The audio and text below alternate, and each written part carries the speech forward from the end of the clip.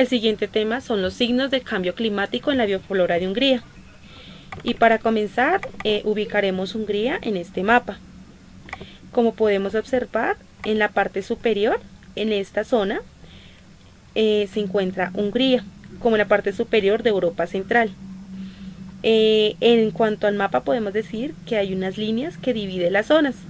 Estas líneas se llaman líneas isotermas, es decir, que estas regiones tienen la temperatura promedio muy parecida durante todo el año. En el caso de Hungría, podemos encontrar que la parte superior tiene temperaturas desérticas que oscilan entre los 0 y los 10 grados, y en la parte inferior tiene temperaturas promedio entre los 10 y los 20 grados, correspondiente más a bosques. También podemos decir que la vegetación, la fauna de la parte superior pues es distinta a la parte inferior, ¿sí? Pues están adaptadas a temperaturas diferentes. Sin embargo, el calentamiento global ha hecho que estos límites comiencen a cambiar de forma brusca, provocando que las especies comiencen a dispersarse. Las especies que mejor se dispersan son las criptógamas, en el caso de los vegetales, ya que tienen esporas y gemas adaptadas para la dispersión del aire, ya que son pequeñas y no tienen un gran peso. Entonces ha provocado que se extienda o que se disperse casi cientos de kilómetros de su lugar original. Bueno, para contextualizar, podemos decir que durante los últimos 50 años las plantas superiores reaccionan de forma relativamente lenta a los cambios climáticos, debido a que pues las animales sí se movilizan de forma más rápida. A las plantas se les ha dificultado mucho porque sus semillas de pronto no tienen esa forma aerodinámica. También se puede decir que en el transcurso pues de la temperatura de Hungría a lo largo de los últimos años se han registrado temperaturas altas, y la superior fue en el año 1990, seguida de 1997, del 95, del 99 y finalmente del año 2000. En cuanto a los periodos de invierno y de verano dentro de Hungría, se ha registrado en los últimos años que el invierno se ha hecho más corto. Sin embargo, las condiciones se han vuelto más extremas, a pesar de que las precipitaciones hayan disminuido, mientras que los veranos se han vuelto más prolongados y los días con temperaturas altas han aumentado, y normalmente se registran entre 25 y 30 grados. Todos estos efectos, según investigaciones, son por causas antropogénicas, es decir, que el hombre tiene influencia sobre ellas, porque las industrias y los usos que nosotros tenemos en los hogares han aumentado de forma excesiva las partículas de CO2 en el aire. Se tiene registro de que en la edad de bronce la deforestación provocó el último periodo glacial. En la época actual, la revolución industrial provocó que en la atmósfera se pasara de 270 partículas por millón a 380, provocando que las barreras isotérmicas variaran en un rango de 160 kilómetros, y se ha visto que la temperatura en promedio varía entre 2 y 4 grados desde el inicio del siglo. ¿Qué ha provocado esto? Que las especies que estaban en las latitudes bajas, que son muy débiles o que son bastante reactivas al calor, comenzaran a ascender, ¿sí?, a zonas más frías. Esto también ha provocado que las corrientes marinas y aéreas entren en constante cambio. Entonces, especies que originalmente, por ejemplo, iban de Hungría a Polonia, empezarán a llegar a Alemania o empezarán a llegar a España o pues a zonas remotas como América. ¿Qué ha provocado pues el cambio climático en Europa? En En el suroeste de Alemania ha aumentado la precipitación. En el interior tropical de África se han prolongado las temporadas secas y las lluvias erráticas. La incidencia, o sea, la concentración de CO2 tiene serios efectos sobre la vida. Un ejemplo de ello es la distribución de las coníferas. Estas especies han comenzado a ascender en latitud, ya que le brinda las condiciones necesarias para su desarrollo. Sin embargo, las especies como los vegetales no son los únicos que han migrado, sino también los animales como los insectos voladores y las aves. Si las diásporas pueden alcanzar y aterrizar en un hábitat desocupado adecuado, pueden colonizarlo fácilmente. Este es el caso de las criptogámicas, que son las especies que desarrollan semillas o esporas de forma aerodinámica, provocando que el aire las disperse a mayor distancia. Bueno, numerosas especies han aparecido recientemente en las zonas de latitudes altas. Sus distribuciones se han ampliado sirviendo como indicadores del calentamiento global. Un ejemplo de ellos es la Pterigoneurum, que es una especie xerófila considerada como una estepa continental y un elemento semidesértico. Aparecieron en el Ártico canadiense y en el oeste de Groenlandia y eran desconocidos antes de 1959.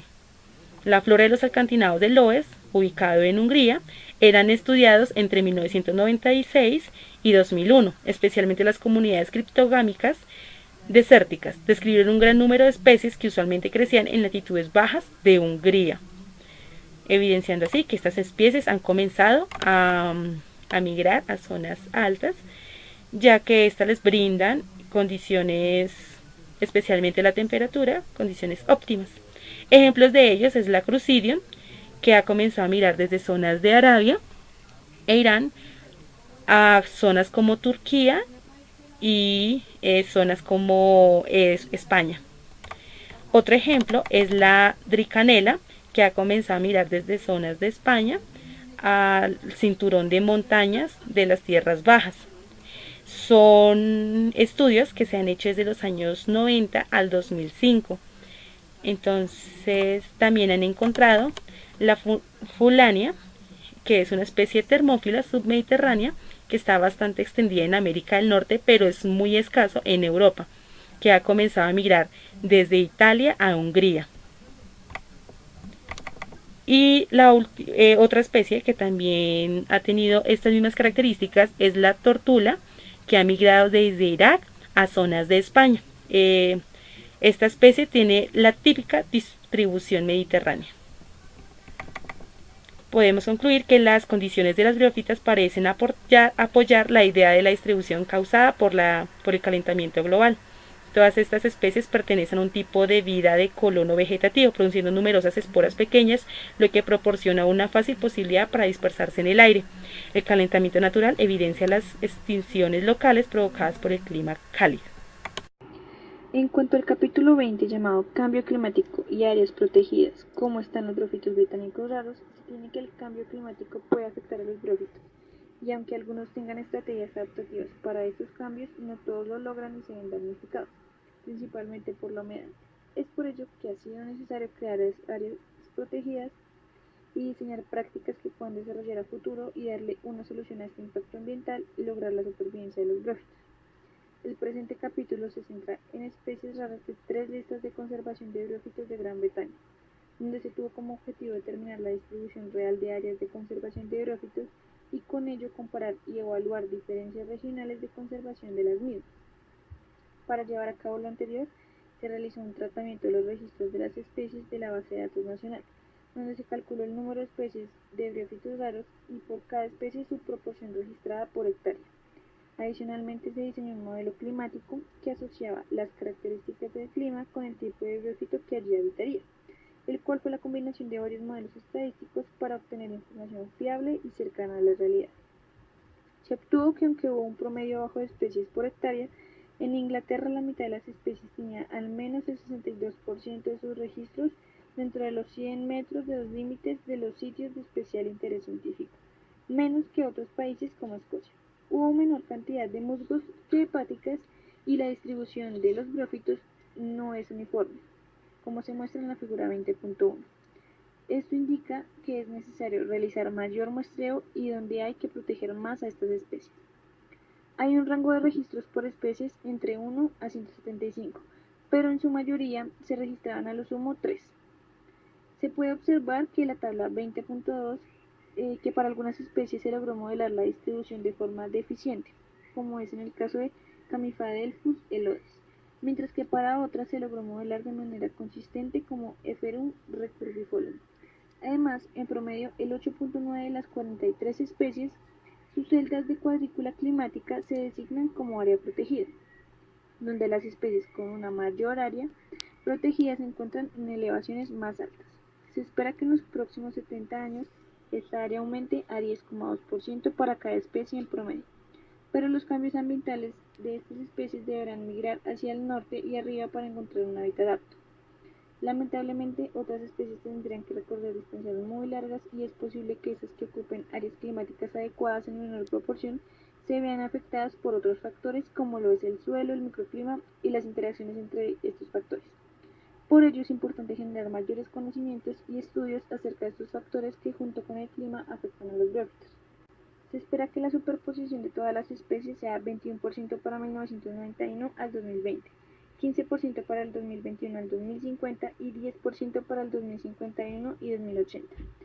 Adicionalmente, al menos una cuarta parte de las especies no tendrán una área superpuesta con el futuro espacio climático similar y a medida que este espacio disminuye, las especies tendrán que soportar condiciones a las que no están acostumbradas y si no se adaptan o migran pueden verse amenazadas. Estos resultados son una aproximación y es necesario mejorar la información de los registros en la base de datos para dar una mayor certeza, lo que ayudaría a establecer sitios de especial interés científico y saber cuáles son importantes para la distribución actual de las especies. En general, se requiere una evaluación especie por especie considerando su distribución, su especificidad de hábitat y su probabilidad de dispersión, pues de esto depende su existencia a futuro. Pasando ya al siguiente capítulo llamado Modelización de la distribución de Cematophyllum substrumosum como una señal de los cambios climáticos en Europa, tenemos que se sabe que los brófitos son importantes ecológicamente y son claves para monitorear un ecosistema, pero estos seres se han visto afectados por el cambio climático generado por las actividades humanas. Aunque muchos de ellos soportan estas variaciones, otras están en peligro de extinción. Pero nuevos hallazgos sobre una especie de musgo termófilo llamado Cermatophyllum substrumulosum, que se ha redistribuido en al menos 6 nuevas localidades, generalmente hacia el norte, ha proporcionado la oportunidad de modelar su distribución con el fin de indicar cambios climáticos a futuro. Para lograr este modelo se obtuvo información de la actual distribución de este musgo en Portugal y en Europa. Los resultados indican que los factores que más afectan la distribución de este musgo son la temperatura mínima del mar más frío y la elevación. El mapa indica que la especie prefiere estar más cerca de la costa donde la temperatura negativa no tiene tantas variaciones. En el mapa 21.2 se corrobora lo anterior y adicionalmente se observa que la especie rara vez habita altitudes mayores a 500 metros sobre el nivel del mar. Con ello su ausencia en el interior de Portugal se hace notoria donde generalmente es más alto. En la figura 21.3 A se indica la presencia potencial de las islas Scilly en el sudeste de Gran Bretaña y en la figura 21.3 B y C muestran una deriva hacia el norte en tierras bajas y hasta el límite occidental de Europa. Se espera que hayan áreas potenciales de hábitat para la especie en Europa en el 2020 y más aún para el 2050. Caso contrario en el norte de África, donde estas áreas se reducen y se limitan a las costas. En conclusión, se revela que la especie es buen indicador del cambio ambiental, pues prefiere lugares con alta precipitación y temperaturas bajas, que es lo que principalmente se ve afectado con el cambio climático. Además, los modelos serán basados en los factores más importantes, pero sin tener en cuenta el efecto de los humanos, por lo tanto no podrán predecir perfectamente. Adicionalmente, hay que tener en cuenta en los modelos la forma en la que se dispersan las esporas, donde es súper importante el factor viento, ya que de esto depende su reproducción y distribución hacia otras zonas de los continentes. Modelando la productividad de briofitos a través de gradientes de disponibilidad de agua, bajo un escenario de cambio climático usando la función de relaciones en forma de dosel. Como ya sabemos, la distribución de los briofitos ha sido exitosa alrededor de todo el mundo, dominando ecosistemas árticos boreales y templados. Esto ha llevado a que contribuyan en el 50% de la producción primaria de los diferentes ecosistemas, trayendo una gran influencia en procesos hidrológicos, procesos de regulación de temperatura del suelo, en el ciclaje de nutrientes y en la dinámica de absorción del carbono. La absorción de carbono en briófitos no funciona de manera similar a la de las plantas vasculares, ya que al no poseer estomas, carecen de la capacidad de regular el proceso de almacenamiento del agua y el carbono. La compensación entre estos dos variables está expresada a través de gradientes de disponibilidad de agua, en donde influye la característica estructural del dosel, es decir, la manera en que se organizan sus brotes. Por lo tanto, el modelo de productividad se compone de dos submodelos que controlan el almacenamiento del carbono y del agua. El carbono, a través del índice de área de disparo, que influye en la fotosíntesis neta, y la rugosidad, que influye en la recarga y la evaporación del agua. De esta manera, las películas de agua sobre el briófito encierran los brotes e impiden la difusión del carbono dentro de las células, reduciendo la fotosíntesis en un 50%, pero a medida que se van secando alcanzan un óptimo y entonces la velocidad fotosintética varía en un contenido particular de agua.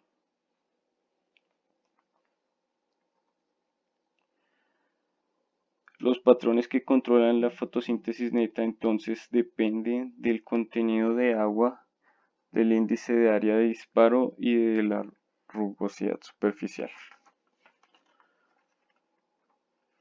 Bajo un escenario de cambio climático en el bosque boreal, este cambio climático conduce a unos regímenes diferentes hidrológicos, con efectos sobre la precipitación anual, que para el caso del bosque boreal sería un aumento, pero sin embargo no compensaría las temperaturas elevadas. El aumento de estas precipitaciones conduciría a la saturación frecuente del dosel del musgo, disminuyendo la productividad en la captación de carbono. Por lo tanto, es una situación preocupante, ya que en el bosque boreal está la gran distribución de turberas en el mundo.